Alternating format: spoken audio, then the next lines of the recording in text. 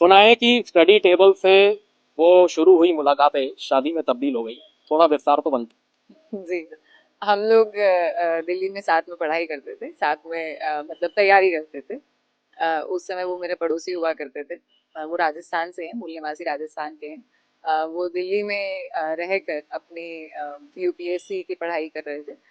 मैं भी पास में ही रह रही थी। तो हम लोग एक लाइब्रेरी में जाते थे जहाँ से हमारी मुलाकात हुई थी, और दोनों ही उस समय फेल हो रहे थे।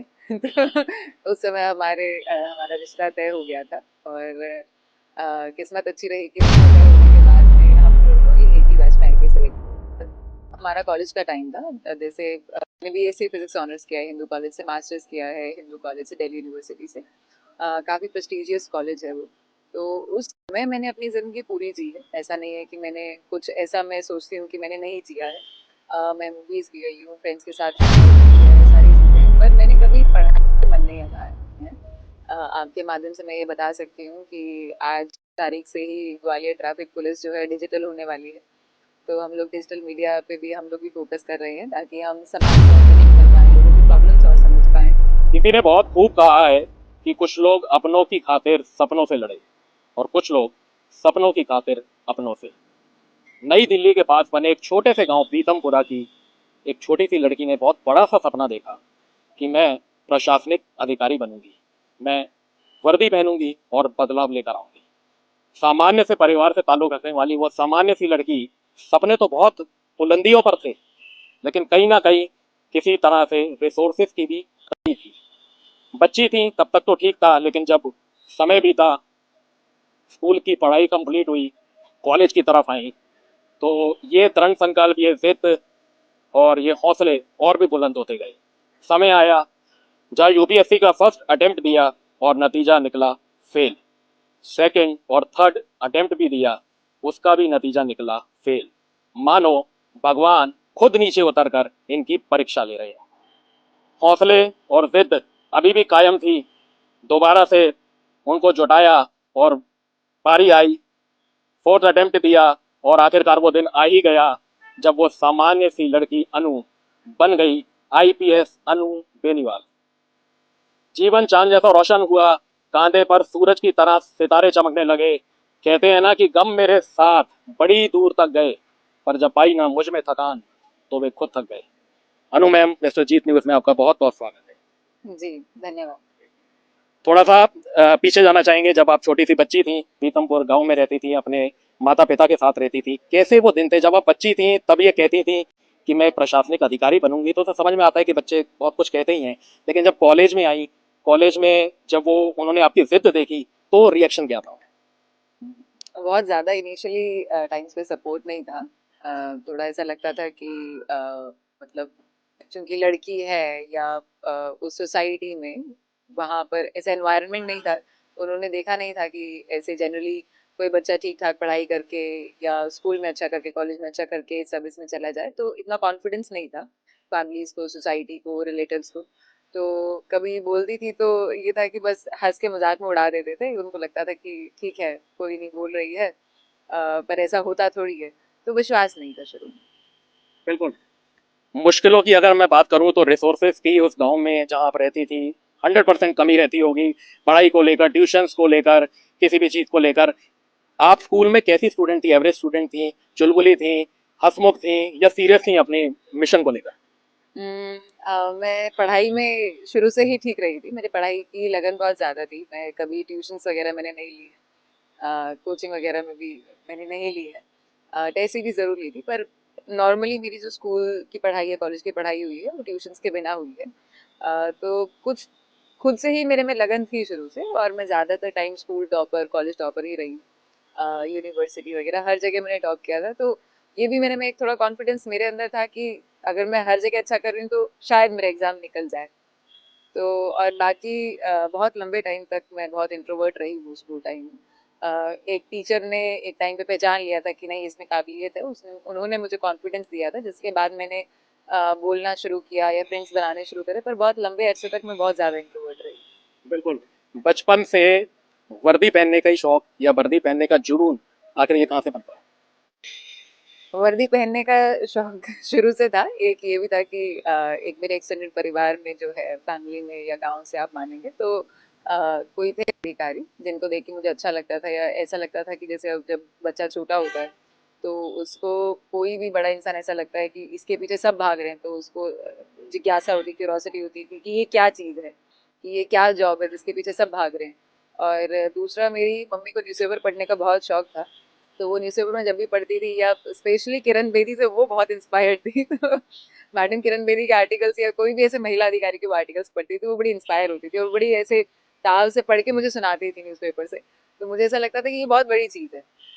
और आई स्टिल रिमेंबर कि कभी-कभी ऐसे इंसिडेंट हो जाते थे कि मम्मी फ्लोर पे बैठ के वो पढ़ रही होती थी न्यूज़पेपर और मैं साथ में बैठ के पढ़ रही होती थी। तो वो बोलते थे कि मैं तो जब तुझे मानूंगी अगर तेरा कभी अखबार में नाम आए। तो मुझे लगता था कि अखबार में नाम तभी आ सकता है जब आप ये वाले अधिकारी बनते हैं। तो शुरू से ही मेरे अंदर था। बिल्कुल। समय आगे बढ़ा, आप आईपीएस बनी। इसके बाद एक ऐसा समय आया जब एक विशेष व्यक्ति की एंट्री आपकी लाइफ में होती है, जिनका नाम होता है आईपीएस आयुष जाकर जी, जो कि आपके इस समय हस्बैंड है। सुना है कि स्टडी टेबल से वो शुरू हुई मुलाकातें शादी में तब्दील हो गई। थोड़ा विस्तार तो बनता। जी, हम लोग दिल्ली में साथ में पढ़ाई करते थे, साथ में मतलब तैयारी करते थे। उस समय वो मेरे पड़ोसी हुआ करते थे। वो राजस्थान से हैं, मूल निवासी राजस्थान के हैं। वो दिल्ली में रहकर अपनी यूपीएससी की पढ़ाई कर रहे थे। मैं भी पास में ही रह रही थी। तो हम लोग एक लाइब्रेरी में जाते थे जहाँ से हमारी मुलाकात हुई थी और दोनों ही उस समय फेल हो रहे थे। तो उस समय हमारा रिश्ता तय हो गया था और किस्मत अच्छी रही कि रिश्ता तय होने के बाद में हम दोनों ही एक ही बैच में आईपीएस सेलेक्ट हुए थे। बिल्कुल। क्या गर्व होता है आपके माता पिता को? तो गर्व ऑब्वियस सी बात है, होगा ही होगा। इन लॉस को क्या गर्व होता है कि हमारी बहू भी एक आईपीएस है? बिल्कुल, बिल्कुल। बहुत गर्व होता है और मेरे सास, ससुर और पूरी इन-लॉज़ की फैमिली बहुत प्राउड करती है और बहुत सपोर्टिव है, बहुत ज़्यादा सपोर्टिव है।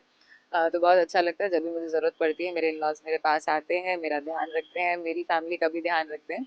और चूँकि मेरे ससुर भी सेम सर्विस में ही थे।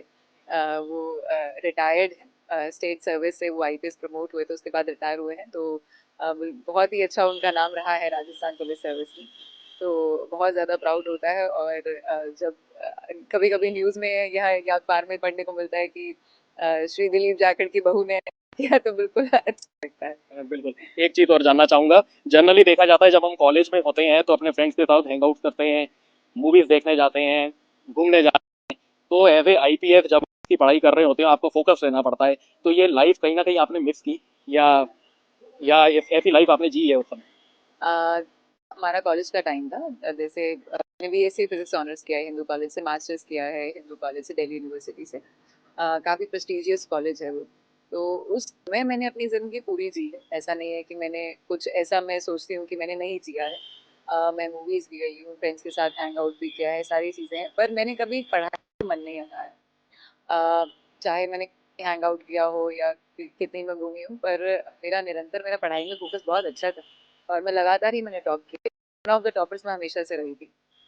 उसके बाद ज़रूर जब फ़ोकस्ड तरीके से यूपीएससी की पढ़ाई शुरू करी थी आफ्टर माय मास्टर्स, तो ये सारी चीज़ें जो है इनका त्याग करना ही पड़ता है, चाहे वो सोशल मीडिया हो या अपना फ्रेंड सर्कल। तो उस टाइम पे फ्रेंड्स बहुत लिमिटेड हो गए थे, बहुत सारे फ्रेंड्स ने बात करनी छोड़ दी थी क्योंकि बहुत गैप आ जाता है क्योंकि आपके जो फ्रेंड सर्कल होता है उसमें काफ़ी लोगों की शादी हो रही होती या सब लोग सेटल होने लग जाते हैं, कोई टीचर बन रहा था, कोई प्रोफेसर बन रहा था, कोई बिजनेस कर रहा था और आप एक कमरे में बंद होके और पढ़ाई कर रहे होते। तो उस टाइम पे बहुत गैप हो गया था, बहुत लिमिटेड फ्रेंड्स मेरे रह गए और बहुत ही लिमिटेड बाहर जाना रहेगा। बिल्कुल। चुनौतियों की अगर मैं बात करूँ तो बचपन से ही आपके साथ चोली का साथ रहा है चुनौतियों का। तो आज हम ग्वालियर की बात करें तो ग्वालियर में सबसे बड़ी यातायात तो क्राइम की तो है ही, लेकिन उससे भी बड़ी चुनौती जो है वो यातायात की रही है। आपसे पहले भी जितने भी अधिकारी आए हैं, सब ने हाथ खड़े कर लिए कि हम सब कुछ कर सकते हैं, लेकिन यातायात व्यवस्था को पूर्ण रूप से नहीं कर सकते। आपसे जनता को बहुत उम्मीदें हैं। क्या कुछ नया प्लानिंग रहेगी? क्या कुछ ऐसा रहेगा कि हमारी ग्वालियर की यातायात व्यवस्था भी ओके रिपोर्ट में आने लगे? बिल्कुल, यातायात पुलिस जो है बहुत अच्छा कर रही है और बहुत अच्छा करेगी। हमारे काफ़ी सारे अभियान मैंने प्लान किए हैं। आपके माध्यम से मैं ये बता सकती हूँ कि आज तारीख से ही ग्वालियर ट्रैफिक पुलिस जो है डिजिटल होने वाली है।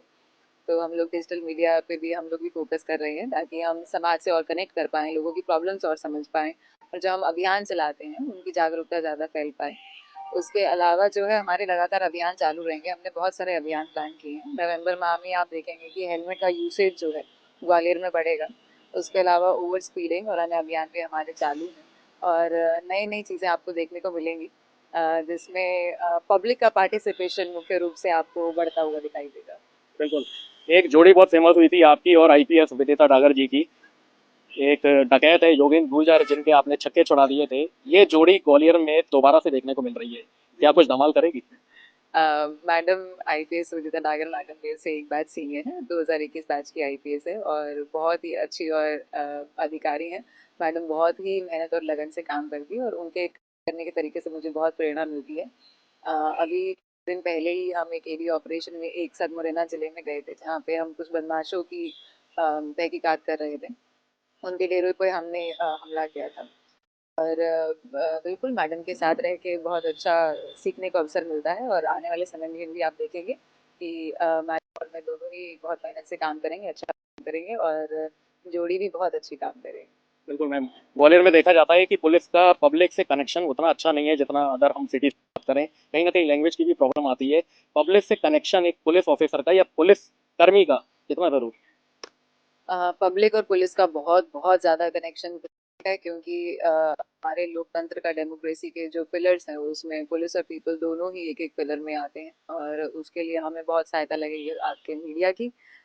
ऐसे ही हम लोग आपसे जुड़े रहेंगे और पब्लिक से भी बहुत ज़्यादा जुड़ने का प्रयास कर रहे हैं। इसीलिए हम कोशिश ये कर रहे हैं कि जितना मैं ऑफिस में बैठती हूँ, हालांकि अभी जो मेरी रैंक है उस हिसाब से ऑफिस का काम बहुत ज़्यादा रहता है और फील्ड का काम कम होता जाता है, परंतु फिर भी ऑफिस के काम के बाद में या ऑफिस आवर्स से पहले मैं कोशिश करती हूँ कि ज़्यादा से ज़्यादा फील्ड में जा पाऊँ और पब्लिक के लोगों से कनेक्ट कर पाऊँ। तो बिल्कुल ये चलता रहेगा और निश्चित रूप से पब्लिक और पुलिस का जो रिलेशंस हैं वो पॉजिटिव डायरेक्शन में ग्वालियर में जा रहे हैं और ये और भी आगे पॉजिटिवली ही जाएंगे। बिल्कुल, बहुत बहुत धन्यवाद अनु जी। हमारे साथ मौजूद थी additional SP of Gwalior police PS Anu Beniwal. इनकी तारीफ में क्या करूं, छोटा मुंह और बड़ी बात। मैं आप एक वाक्य भी बताना चाहता हूं। जब ये बिजौली थाना में पदस्थ थी और बिजौली थाना से जब एक पोस्टिंग हुई तो वहाँ की जब वो फेयरवेल थी वो किसी जश्न से कम नहीं थी। ऐसा ओहदा और ऐसी ख्याति इन्होंने अपने करियर में पाई है जो कि लाखों में किसी एक अधिकारी को देखने को मिलता है। वाकई इनके साथ खड़े होना एक गर्व की बात है। हम रोजमर्रा की जिंदगी में हजारों लोगों से मिलते हैं, कई इंटरव्यू इससे पहले ले चुके हैं, लेकिन ये इंटरव्यू हमारी लाइफ के लिए एक अद्भुत इंटरव्यू रहेगा। बने रहे मिस्टर जीत न्यूज के साथ। आगे भी किसी नए पुलिस ऑफिसर के साथ आपको जरूर रूबरू